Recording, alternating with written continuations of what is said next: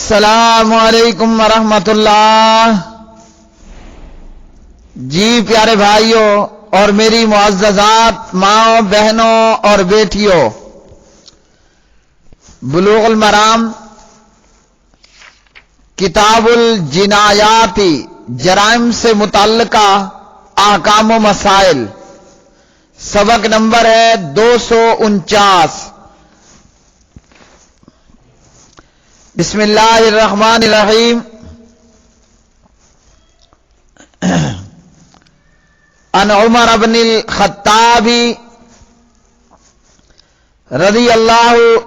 تعالی عنہ قال سمعت رسول اللہ صلی اللہ علیہ وآلہ وسلم یقول لا يقاد الوالد بالولد، رواه احمد والترمذی وابن ماجہ وصححہ ابن الجارود والبیہقی وقال الترمذی انہ مضطرب۔ حضرت عمر ابن خطاب رضی اللہ تعالی عنہ راوی ہے، فرماتے ہیں کہ میں نے نبی علیہ الصلوۃ والسلام کو یہ فرماتے ہوئے سنا، باپ سے بیٹے کا قصاص نہیں لیا جائے گا۔ اور امام ترمذی نے کہا کہ اس حدیث میں اضطراب ہے، مذکورہ روایت سندن ضعیف ہے زبیر علی زئی کے نزدیک، اور جبکہ دیگر محققین نے اس روایت کو شواہد کی بنیاد پر حسن قرار دیا ہے، اور یہ روایت قابل حجت ہے۔ تو اس حدیث میں فرمایا کہ باپ سے بیٹے کا قصاص نہیں لیا جائے گا، کہ جب آدمی نے اپنے بیٹے کو قتل کر دیا تو اس کے بدلے میں باپ کو قتل نہیں کیا جائے گا، اور دوسری مناسب سزا ضرور دی جائے گی، اور وہ ہے دیت۔ اور اکثر سلف کی بھی یہی رائے ہے کہ قصاص کے بدلے میں باپ سے دیت وصول کی جائے گی۔ اگلی حدیث عن ابی جحیفہ قال قلت لعلی هل عندكم شيء من الوحي غير القرآن؟ قال لا والذي فلق الحبة وبرأ النسمة إلا فهم يعطيه الله تعالى رجلا في القرآن وما في هذه الصحيفة قلت وما في هذه الصحيفة قال العقل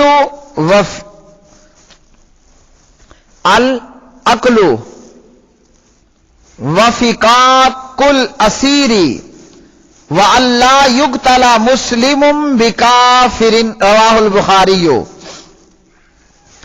وَأَخْرَجَهُ أَحْمَدُ وَأَبُو داود وَالنَّسَائِيُّ من وجه آخر عن علی وقال فيه المؤمنون تتكافأ دماؤهم ويسعى بذمتهم أدناهم وهم يد على من سواهم ولا يقتل مؤمن بكافر ولا ذو عهد في عهده، صححہ الحاکم۔ ابو جحیفہ رضی اللہ عنہ راوی فرماتے ہیں کہ میں نے جناب حضرت علی بن ابی طالب رضی اللہ تعالی عنہ سے پوچھا، کیا آپ لوگوں کے پاس، یعنی آپ اہل بیت کے پاس، کیا آپ کے پاس قرآن پاک کے علاوہ وحی کے ذریعے سے نازل شدہ کوئی اور چیز بھی ہے؟ یعنی قرآن کے علاوہ کوئی اور چیز آپ کے پاس ہے؟ تو جناب علی بن ابی طالب رضی اللہ تعالی عنہ نے جواب دیا، اس ذات کی قسم جس نے دانا اگایا اور جان کو پیدا کیا، سوائے اس فہم و فراست کے جو اللہ کسی انسان کو قرآن کے بارے میں عطا فرماتا ہے اور جو کچھ اس صحیفے میں تحریر ہے، یعنی ہمارے پاس قرآن پاک کے علاوہ کچھ بھی نہیں سوائے اس کے کہ جو اللہ کسی کو فہم عطا کرتا ہے قرآنی علوم کے تعلق سے، اور جو کچھ اس صحیفے میں تحریر ہے، تو اس کے سوا ہمارے پاس کچھ نہیں۔ ابو جحیفہ فرماتے ہیں میں نے پوچھا اس صحیفے میں کیا ہے؟ علی نے جواب دیا کہ اس صحیفے میں دیت کے احکام ہیں، قیدی کو آزاد کرنے کا حکم، اور یہ کہ کسی مسلمان کو کافر کے بدلے میں قتل نہیں کیا جائے گا، یعنی کہ نبی علیہ الصلوۃ والسلام کی حدیث نے اس تعلق سے جو کچھ بتایا۔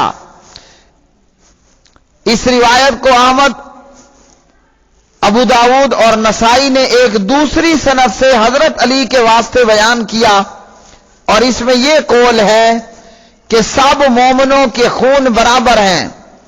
اور ان میں سے ادنا آدمی بھی ان کی طرف سے امان دے سکتا ہے، اور وہ غیر کے مقابلے میں ایک ہاتھ ہیں، اور کوئی مومن کسی کافر کے بدلے میں قتل نہیں کیا جائے گا، اور نہ کسی ذمی کو اس کے زمانہ عہد میں قتل کیا جا سکتا ہے۔ تو اس حدیث میں حضرت علی رضی اللہ تعالی عنہ نے اس شبہ کا رد کر دیا کہ نبی علیہ الصلوۃ والسلام نے انہیں، حضرت علی کو یا اہل بیت کو، نبی علیہ السلام نے علم دین کے سلسلے میں دیگر لوگوں سے ہٹ کر کوئی خاص چیز نہیں دی۔ ہاں، یہ اللہ کی طرف سے ایک عنایت ضرور ہے کہ من یرید اللہ بہ خیرا یفقہہ فی الدین، اللہ جس کے ساتھ بھلائی چاہتا ہے اس کو دین میں فقہ تفقہ عطا کر دیتا ہے، سمجھ بوجھ عطا کر دیتا ہے، اور یہی چیز اللہ نے حضرت علی رضی اللہ تعالی عنہ کو بھی عطا فرمائی۔ اور پھر حضرت علی نے بتا دیا کہ میرے پاس یہ صحیفہ ہے، اس کے اندر جو ہے وہ قیدیوں کو آزاد کرنے کے تعلق سے مسلمان کو کافر کے بدلے میں قتل نہیں کیا جائے گا، اور یہ کہ سب مومنوں کے خون برابر ہیں، اور مسلمانوں میں ادنا ترین مسلمان بھی امان دے سکتا ہے، اور یہ کہ یہ غیر کے مقابلے میں ایک ہاتھ ہیں، اور یہ کہ مومن کسی کافر کے بدلے میں قتل نہیں کیا جائے گا، اور یہ کہ ذمی کو جب تک اس کے ساتھ عہد و پیمان ہے قتل نہیں کیا جا سکتا۔ اور فرمایا کہ مسلمان کافروں کے مقابلے میں، دشمن کے مقابلے میں ایک ہاتھ ہیں، دشمن کے مقابلے میں سب اکٹھے اور متحد ہوں۔ مسلمانوں کے لیے درست نہیں کہ وہ ایک دوسرے کا ساتھ چھوڑیں اور نظر انداز کریں اور اپنے کسی مسلمان بھائی کو دشمن کے سپرد کریں اور مسلمان کو دشمن کے چنگل سے چھڑانے کی کوشش نہ کریں، بلکہ تمام مسلمانوں پر یہ فرض بنتا ہے کہ وہ دنیا کی تمام اقوام، قوموں اور ادیان کے مقابلے میں باہم یکجہتی کا مظاہرہ کریں، اور جہاں کہیں مسلمان ہوں سیسا پلائی دیوار کی مانند ہوں۔ تو آج ہمارا حال کیا ہے؟ ہم کلمہ پڑھنے والے ہندوستانی، پاکستانی، پھر پنجابی، پھر پشتو، سندھی، بلوچی، پٹھان، جٹ، راجپوت، ہم نے اپنے آپ کو قوموں میں اور سرحدوں میں اور زبانوں میں تقسیم کر دیا ہے، اور اسی بنا پر آپس میں لڑ رہے ہوتے ہیں، اور اسی بنا پر ایک مسلمان کے خلاف کافر کی مدد کر رہے ہوتے ہیں، جبکہ ہم مسلمان ہیں اور ہم کافروں کے مقابلے میں ایک ہاتھ ہیں، اس لیے کہ ہم سب سے پہلے مسلمان ہیں۔ ہم سب سے پہلے مسلمان اس کے بعد کوئی ہم میں سے کالا ہے تو گورا ہے، سب سے پہلے مسلمان، اس کے بعد ہم میں سے کوئی چائنیز ہے تو کوئی ہندوستانی ہے تو کوئی پاکستانی ہے، کوئی امریکی ہے تو کوئی جو ہے کسی اور علاقے سے تعلق رکھنے والا، ہم سب سے پہلے مسلمان ہیں، اور بطور مسلمان ہم ایک ہیں، چاہے کوئی مسلمان ہندوستان میں رہتا ہو، چاہے کوئی مسلمان پاکستان میں رہتا ہو، ہم سب سے پہلے مسلمان، اس کے بعد ہمارا علاقہ کے کوئی ہندوستانی تو کوئی پاکستانی، اور یہ سرحدیں اور یہ علاقے اور یہ قومیں اور یہ زبانیں اسلام کے مقابلے میں کوئی حیثیت نہیں رکھتی ہیں۔ اس لیے مسلمان کو چاہیے کہ اپنے دوسرے مسلمان بھائی کے ساتھ ایک ہو کر رہے، بھلے دوسرا مسلمان ہندوستانی ہو یا پاکستانی ہو، کشمیری ہو یا کہ بنگلہ دیشی ہو، بھوٹانی ہو یا کچھ اور ہو، ہم سب سے پہلے مسلمان، اس کے بعد ہم کچھ اور اسلام کے مقابلے میں نہ قوم، نہ ملک، نہ علاقہ، نہ رنگ، نہ روپ، نہ نسل، نہ زبان، کوئی چیز کچھ بھی حیثیت نہیں رکھتی ہے۔ اور حضرت علی نے اس چیز کا بھی رد کر دیا کہ ہمارے پاس جو ہے وہ وہی چیز ہے جو دیگر امت کے پاس ہے۔ فرمایا اس ذات کی قسم جس نے دانہ اگایا اور جان کو پیدا کیا کہ سوائے فہم و فراست کے جو اللہ کسی انسان کو قرآن کے بارے میں دے اور جو اس صحیفے میں ہے، اس کے سوا ہمارے پاس علیحدہ سے کوئی چیز موجود نہیں۔ شیعہ کی ایک جماعت کا، اہل تشیع کی ایک جماعت اور فرقے کا یہ خیال تھا کہ اہل بیت بالخصوص حضرت علی کے پاس وحی کے ذریعے سے بھیجی ہوئی اشیاء ہیں جن کی خبر نبی علیہ السلام نے صرف اہل بیت کو دی اور ان کے سوا کسی کو بھی نہیں دی۔ تو حضرت علی نے ایسے لوگوں کا رد فرما دیا۔ اگلی حدیث، عن انس بن مالک رضی اللہ تعالی عنہ ان جاریۃ وجد رأسها قد رز بین حجرین فسألوها من صنع بک هذا فلان حتی ذکروا یہودیا فأومأت برأسها فأخذ اليہودی فأقر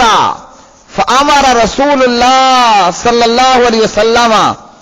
ان يرد رأسه بین حجرین متفق علیہ واللفظ لمسلم۔